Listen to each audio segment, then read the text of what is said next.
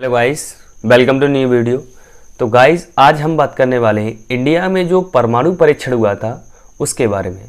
लेकिन ये जानेंगे कि परमाणु परीक्षण करते समय किन किन चीज़ों का सावधानी बरतनी पड़ी और किन किन चीज़ों के कारण ये परमाणु परीक्षण पहली बार में असफल हुआ। तो आइए हम इस बात पर चर्चा करते हैं और हम आपको एक नए नोटिस के साथ आपकी जानकारी के साथ चर्चा करेंगे। तो फ्रेंड्स, जब ये 1974 की बात है, जब उस समय यानी कि भारत में जो प्रधानमंत्री थी वो इंदिरा गांधी थी। इंदिरा गांधी के नेतृत्व में ये परमाणु परीक्षण हुआ था, लेकिन किन्हीं कारणवशों से ये परीक्षण एकदम से असफल हुआ, यानी सफल नहीं हुआ। और सफल ना होने के कारण इसमें कई चीज़ों का ध्यान न रखा गया और ये जो परमाणु परीक्षण था वो एकदम मिस हो गया, यानी कि सही तरीके से काम नहीं किया। और सही काम न करने के कारण इस चीज़ का पता अमेरिका को लग गया। अच्छा, अमेरिका का इसका हस्तक्षेप करने का क्या कारण था वो भी हम बात करने वाले हैं। अमेरिका मतलब एक उस समय का ये पावरफुल कंट्री था।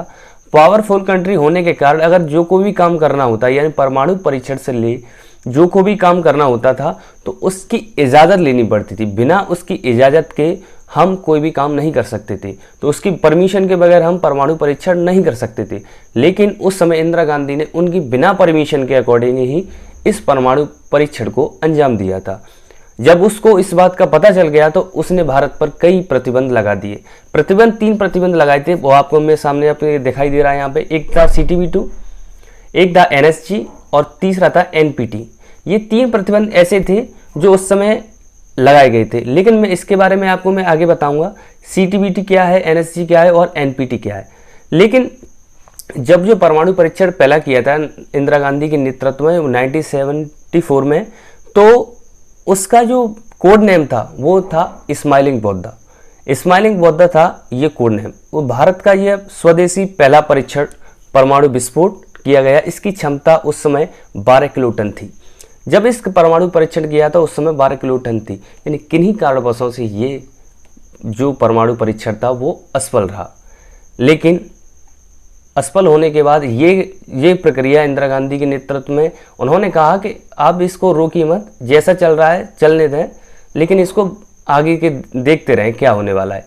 लेकिन देखते देखते समय इतना बीत चुका कि लगभग 74 से लेकर 98 के बीच में जब अटल बिहारी वाजपेयी की सरकार आई, तो इन जो यानी 74 से लेकर 98 के बीच में जो गैप था लगभग 24 वर्षों का हो गया था। 24 वर्षों के बीच में जब पोखरण में ये दूसरी बात, यानी कि उस समय जो प्रधानमंत्री थे वो अटल बिहारी वाजपेयी थे और जो राष्ट्रपति के पद पर थे वो थे APJ अब्दुल कलाम। इन दोनों का कॉम्बिनेशन इतना अच्छा रहा, यानी कि आज हम APJ अब्दुल कलाम को मिसाइल मैन ऑफ इंडिया के नाम से जानते हैं। वो आज उन्होंने की देन है कि परमाणु परीक्षण को उन्होंने सबसे बड़ा योगदान रहा उनका। लेकिन अगर मैं बात करूं, जब 11 मई 98 को जब परमाणु परीक्षण को इन्होंने सफल तरीके से परीक्षण किया तो एक अलग ही खुशहाली सी भारत में छाई गई। लेकिन इस बात का पता अमेरिका को नहीं था। लेकिन इन चीज़ों का डर अमेरिका को तो था कि APJ अब्दुल कलाम कहीं ना कहीं परमाणु परीक्षण को कर सकते हैं। लेकिन इसकी निगरानी को देखते हुए भारत पर अमेरिका ने सैटेलाइट लगा दिए। लेकिन इन सैटेलाइटों को बचाते हुए भी उन्होंने परीक्षण कर दिया। इतने अच्छे थे हमारे मिसाइल मैन। लेकिन उन समय इसका जो कोड नेम था वो दिया गया था, कोड नेम शक्ति 98, यानी 98 इसका कोड नेम था उस समय जब जो परीक्षण किया गया था। अब शक्ति 98 की सफलता में 3 वैज्ञानिकों सबसे बड़ा योगदान रहा है। पहले थे हमारे सबसे ज़्यादा देखा जाए तो APJ अब्दुल कलाम, दूसरे थे हमारे अनिल काकोदकर और तीसरे थे R चिदम्बरम। ये 3 वैज्ञानिक ऐसे ने इन्होंने परमाणु परीक्षण को सफलतापूर्वक किया। अगर 1974 में जो परमाणु परीक्षण में हुआ था उसमें प्लूटोनियम ईंधन का प्रयोग किया गया था, लेकिन 1998 में जो परमाणु परीक्षण हुआ था उसमें यूरेनियम, ट्रिटियम और ड्यूटेरियम का उपयोग किया गया था। फ्रेंड्स, ये तो बात एक बेसिक नॉलेज पर रही थी, लेकिन मैं आपको हाई लेवल की बात बताऊं कि कठिनाई को क्या सामना करना पड़ा। लेकिन जब इंदिरा गांधी के बाद में जब ये प्रतिबंध लगाए गए थे CTBT, अब मैं प्रतिबंध की बात करता हूँ। CTBT क्या है, NSG क्या है और NPT क्या है। तो CTBT होता है यानी कि comprehensive nuclear test ban treaty, यानी कि इसका मतलब है कोई भी व्यक्ति परमाणु परीक्षण नहीं कर सकता, ना जल पर करेगा, ना ही थल पर और ना ही वायु पर। और एनएसजी का मतलब है कोई भी व्यक्ति भारत को यूरेनियम नहीं देगा। जब 1900 ये बात है 74 की, जब इंदिरा गांधी के से पहला परीक्षण किया तब ये प्रतिबंध लगाए एनएसजी, यानी कोई भी व्यक्ति भारत को यूरेनियम नहीं देगा। और तीसरा था एनपीटी, इसका मतलब है कोई भी देश दूसरे देश को टेक्नोलॉजी नहीं बनेगा, यानी परमाणु संबंध कोई भी टेक्नोलॉजी नहीं देगा। यानी भारत की बात थी, यानी भारत पर प्रतिबंध लगाए तो यानी भारत के लिए सारी रोकने की प्रक्रिया थी, भारत के लिए रोकी गई थी। अब ये था न्यूक्लियर सप्लायर्स ग्रुप, और इस तरीके से भारत पर ये तीनों चीज़ों का दबाव था। लेकिन इन दबावों के बावजूद भी हमारे अटल बिहारी वाजपेयी जो प्रधानमंत्री थे, उन जैसा प्रधानमंत्री ना कोई हुआ है और ना ही होगा। उनके नेतृत्व में ये परमाणु परीक्षण बड़ी आसानी से हुआ।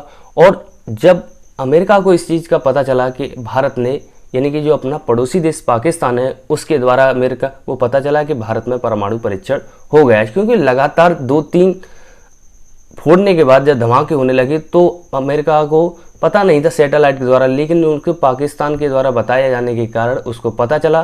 तो उसने, यानी अमेरिका ने भारत पर केस दायर कर दिया। कौन सा, यानी एनएसजी वाला और CTBT का केस दायर कर दिया।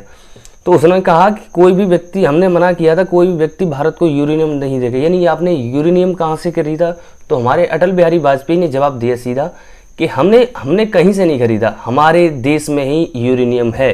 और हकीकत बात तो है कि जादूगोड़ा की जो खान है वहाँ से यूरेनियम निकलता है अपने राज्य में, यानी झारखंड, वहाँ के यूरेनियम जादूगोड़ा की खान से निकलता है। तो वहाँ से तो हमने कहीं से भी लिया ना, पहली बात तो ये बात एकदम बढ़िया थी। अगर फिर इस बात को छोड़कर अमेरिका बोला आपने CTBT का उल्लंघन किया है, तो उनका भी इसने जवाब अच्छे तरीके से किया। वो बोला कि आपने जल थल वायु पे, हमने तो कहीं तीनों पे नहीं किया, हमने तो ज़मीन के अंदर किया है। तो इस तरीके से इन चीज़ों का जवाब देने से वो बच गए। लेकिन अमेरिका ने फिर भी हर चीज़ पर प्रतिबंध लगा दिया कि कोई भी, यानी इसकी चीज़ को नहीं खरीदेगा भारत की। तो भारत में बहुत अर्थव्यवस्था उस समय बहुत ज़्यादा खराब हो चुकी थी। लेकिन बाहर के जो भारत से रहने वाले जो विदेशों में लोग रहते हैं, उन्होंने भारत की अर्थव्यवस्था को एकदम सुधारा, जिससे हमें बहुत बड़ी राहत मिली। लेकिन उस समय जो प्रधानमंत्री अटल बिहारी वाजपेयी ने जो कदम उठाए, उनकी वजह से परमाणु परीक्षण बहुत ज़्यादा सफल हुआ है। ऐसे प्रधानमंत्री को सचन नमन करना चाहिए, और ना कोई ऐसा प्रधानमंत्री हुआ है और न ही होगा।